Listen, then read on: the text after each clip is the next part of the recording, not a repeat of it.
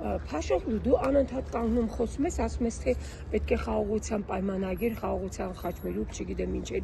ինչերից ես խոսում, բայց հələ լսի, այ տհաս, այ տավար, այ չգիտեմ քեզ ինչ ասեմ։ Ուրեմն դու կանգնում այտենց բաներից ես խոսում ու ասում ես պետք է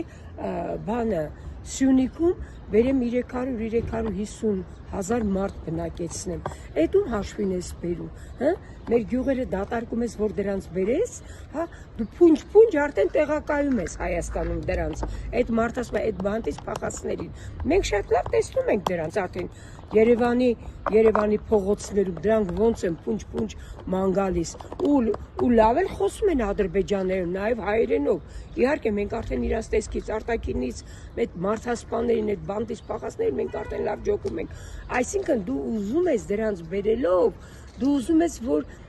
մի հատ Սումգայիթ, մի հատ